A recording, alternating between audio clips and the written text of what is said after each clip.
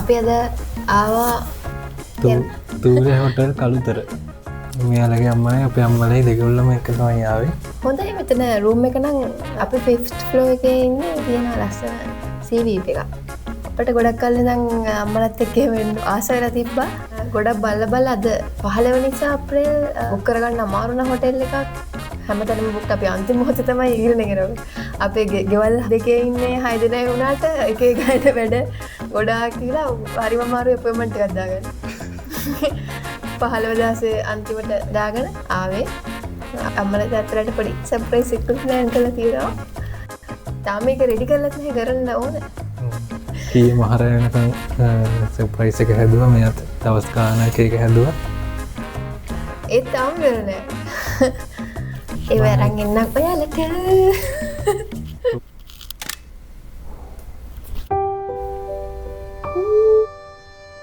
අපේ අම්මලා තාත්තලා පොඩි කාලේ ඉඳන්ම අපි වෙනුවෙන් ගොඩාක් කැපකිරීම කරලා තියෙනවා. ඒ කියන්නේ ගොඩාක් පොඩි දේවල් වල ඉඳලා ගොඩාක් ලොකු දේවල් වෙනකම්. වෙඩින් එක කාලේ අපිට ඒක තවත් අදින් දැනුණා. මොකද වෙඩින් එකට යාලා ගොඩාක් දෝලපැල්ලා මහන්සි වුණා. ඉතින් අපිට හිතුණා අම්මලා වෙනුවෙන් අපිට පුළුවන් විදිහට චූටි දෙයක් මොකක් හරි කරන්න ඕනි කියලා. අනිත් එක ඒක ගොඩාක් හොඳ අවස්ථාවක් නේ අපේ ෆැමිලිස් දෙකට එකට එකතු වෙලා එන්ජොයි කරන්නත්. අපි ජොබ් එකට යන්නේ next year හින්දා අපිට ලොකු දේවල් ගන්න පුළුවන්කමක් තිබ්බේ නෑ. හැබැයි අපිට පුළුවන් විදිහට පොඩි දෙයක් හරි දෙන්න තමයි ඕනේ උනේ. ඉතින් අපි හිතුවා එයාලව හොඳ තැනකට එක්ක ගිහිල්ලා අපි අතින්ම හදපු මොනවා හරි පොඩි දෙයක් දෙන්න. ඒක ඉතින් වටිනවා කියලා අපිට හිතුණා. මම චිත්‍ර අඳින්න ගොඩක් ආසයි. මම කලිනුත් අපේ අම්මගේයි අපච්චිගේයි හස්තගේ අම්මගේයි පෙන්සිල් ඩ්‍රොවින්ග්ස් අඳලා දීලා තියෙනවා. මට හිතුවා මේ පාර කියුට් ඉලස්ට්‍රේෂන් එකක් ඇඳලා දෙන්න. ඒක එක්කෙනා එක්ක තියෙන මොකක් හරි ස්පෙෂල් මොමන්ට් එකක් ගැන හිතලා. ඒ තියෙන අපේ අම්මට අඳපු. එතකොට මේකම වෙන්නේ මම අපි අර පුටුවේ වාඩි වෙලා ඉන්නා මේව මම අර මුළු ඇනි දෙකේම මුළු ඇඟම තියෙන මේ හාන්සිලා ඉන්න අම්මා එහෙම වාඩිලා ඉන්නේ. ඒක තමයි මම යන්නේ. දැන් මම මේ හැම එකටම ඇතුළේටත් පොඩි විශ් එකක් නෝට් එකක් thank you නෝට් එකක් වගේ ලිව්වා. මම අතුල් ලියන්න තමයි හිටියේ මේ හැබැයි පොඩ්ඩක් මම ඊයේ තමයි මේ ඔක්කොම නෝට්ස් එක හැදුවේ. ලියන්න වෙලා මැදේ කරමු print out ගත්තා. දැන් පොඩ්ඩක් කලර් එක වෙනස් නේ. කමන්නේ. ඒක දාලා කාඩ් එකක් හදන්න තමයි මං හිතුවේ. මට එහෙම ලස්සනට ලියන්න නම් හැකියාව නැහැ. ඒ වුණාට මං හිතුවා මොකක් හරි අමුණලා මොකක් හරි නෝට් එකකුත් ඇතුළේ ලියලා දාන්න. මේ තියෙන අපේ අප්පච්චිට අඳපු එක. ඒකේ තියෙන්නේ අපේ අප්පච්චි ගොඩ කෑම බීම හදලා දෙනවා. බඩගිනි නැහැ කිව්වොත් ගොඩ අති ගෙනල්ලා දෙනවා. ෆ්‍රයිඩ් රයිස් හදලා දෙනවා. කෑම ගොඩ ගෙනල්ලා දෙනවා. මොකක් හරි ආසයි කිව්වොත් ලොරියක් විතර ඒවා ගේනවා. ඉතින් ඒක මේ තියෙන මල්ලිට අඳපු එක. ඒක තියෙන්නේ මේ මල්ලි බත් කනකොට පුටුවෙලා මම කරදර ගන්නවා නේද? මේ යාගේ එකට කකුල් දාගෙන දෙන්න ෆෝන් නබන. ඒ සීන් එක තමයි මේ තියෙන්නේ.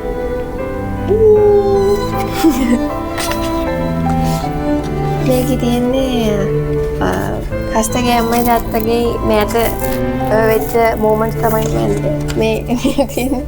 අම්මා මට චිකන් කරි හදන්න කියලා දෙනවා.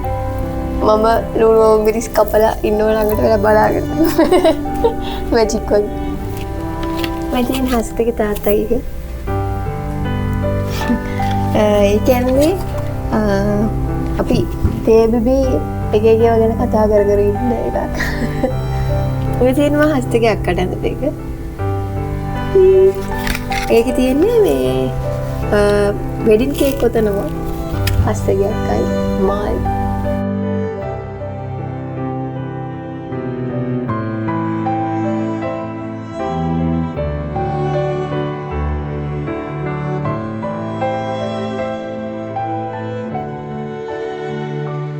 මමත් නමුත් ඒ වගේම මොනා හරි පොඩි දෙයක් හදලා දෙන්න ඕනේ කියලා හිතුවා. හසිතට මල් හොයන්න යනවා අපි දැන්. අම්මගේ මල් කඩලා අම්මටම දෙනවා.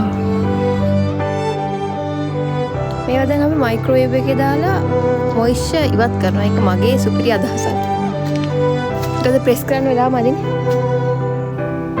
අපි දැන් YouTube වීඩියෝ එකක් බලුවා. ඒකේ තියෙනවා එහෙම මයික්‍රෝවේව් කරයි හැකි කියලා.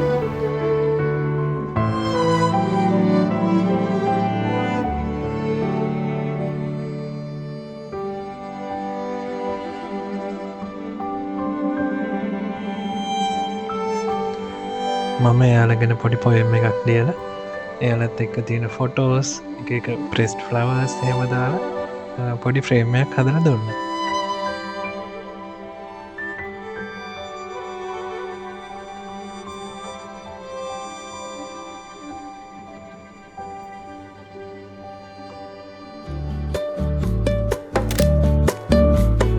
ඉර නිකන් ගිනි බෝලයක් වගේ.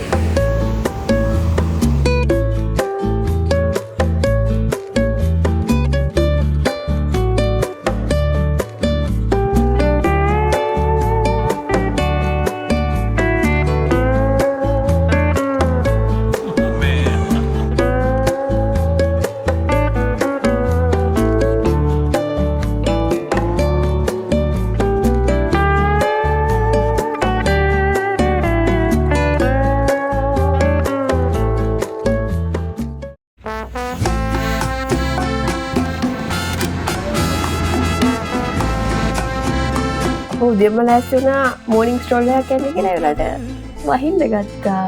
හොඳටම දැන් අපි යන්නේ එළියට. අද හැබැයි මේ අහස නම් ලස්සනට පාටුම නැහැ. ඒක තමයි වෙහි කඩුව. වෙහි කඩුව. දැන් අපි රෙඩි වෙලා ඉන්නේ. Yo sentí que algo pronto iba a cambiar, que con el atardecer el sol saldría otra vez y me puse a pensar. Esa vez con su mano en mi mano, sentado a su lado, el sol como bronce en el cerro del Tepeyac.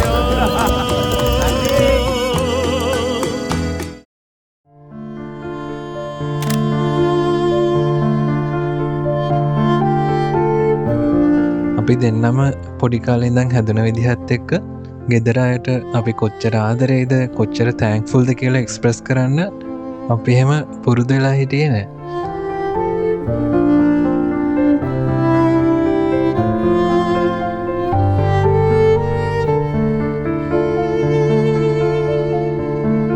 ඒ කියන්නේ අපිට feeling එක ගොඩක් දැනෙන වුණාට අපි ඒක අර කියන්න පුරුදු වෙලා තිබ්බේ නෑ.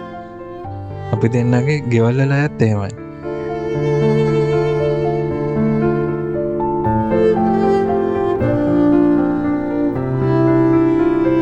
දැන් ඔක්කොම රෙඩි. අපි යාලා එනකන් ඉන්නේ. අපේ අම්මලාම අපි අහපුවා යවුවා ඔක්කොමලා එකට එන්න නැත්තම් ගන්න නැහැ කියලා. බලන්න. ලැජ්ජානේ.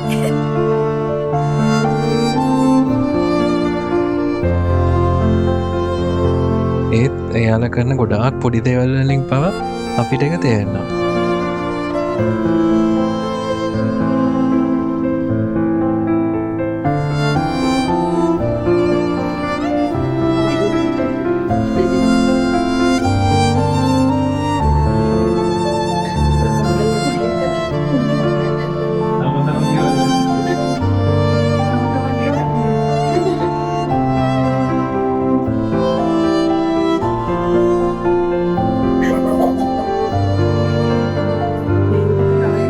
ඉස්සර ඉස්කෝලේ නොවර ඒ වුණාට අපේ ගෙවල් තියෙන කෑගල්ලේ ඒ හින්දා අපේ අම්මයි තාත්තයි හැමදාම උදේ 3ට විතර නැගිටිනවා. නැගිටලා උයලා හැම මාව ඉස්කෝලේ යවනවා මොන අමාරුකම් තිබ්බත්. මට දැන් හිතෙනවා එයාලා කොහොමද එහෙම කරේ කියලා.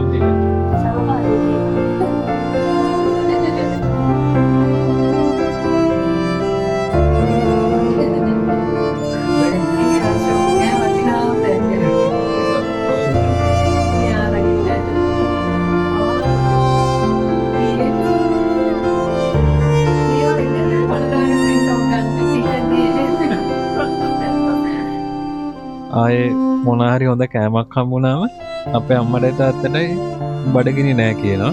ඒ අපිට ඔක්කොම කන්න දෙන්න ඕනේ හින්දා.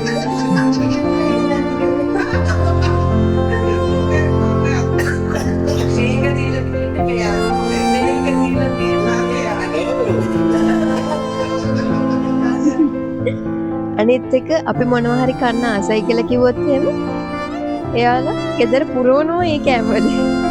මට මතකයි මම ඉස්සු කන්න ආසයි කියලා හැම වෙලෙටම ඉස්ස හැදුවා මට ඒක එපා වෙනකම්.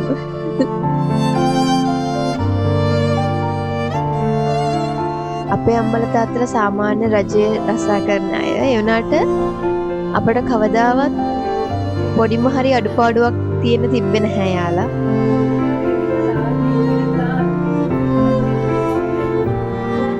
එයාලගේ ආසාවල් ඩ්‍රීම්ස් එහෙම සමහර ලාවට එයාලා පැත්තකින් තිබ්බා අප වෙනුවෙන්.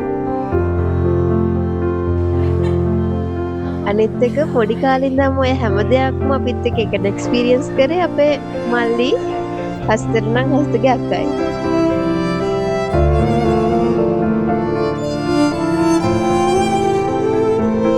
මේ ඔක්කොම පවුලේ අපි පොඩි කාලේ ඉඳන් මොනවා කරන්න ගියත් ගොඩාක් සපෝටිව්. සමහර වෙලාවට අපිට වචුවෙන් නැති වෙලාවට එයාලා ගොඩාක් අපි ගැන විශ්වාස කරා. අපි ගැන ගොඩාක් ආඩම්බර වුණා. දැනටත් අපි වීඩියෝ එකක් පෝස්ට් කරාම ඒක මුලින්ම බලන්නේ, ඒක යාළුවෙක්ව ෂෙයා කරන්නේ එයාලා. ඊළඟ වීඩියෝ එක දාන්න නැද්ද කියලා අපෙන් හැම වෙලේම අහනවා. ඉතින් පොඩි කාලේ ඉඳන්ම අපි දෙන්නටම අපේ සේෆ්ම ප්ලේස් එක උනේ අපේ ගෙදර. දැන් අපේ අම්මලා තාත්තලා වයසට යනවා, අපිත් ඒත් එක්ක වයසට යනවා. ඉතින් මට වෙලාවට හිතෙනවා ඒ පොඩි කාලේ වගේම ඉන්න තියනවා නම් කියලා. ඉතින් අපේ චූටි ගිෆ්ට්ස් හම්බුනාට පස්සේ යාලා ගොඩක් සතුටු වුණා. අපිට ඒක තේරුණා. ඉතින් අපටත් ගොඩාක් සතුටුයි. එහෙම පොඩි දෙයකින් හරි අපිට එයාලා ගැන තියෙන ආදරේ ෂිෆ්ට් කර ප්‍රකාශ කරගන්න පුළුවන් වෙච්ච එක ගැන.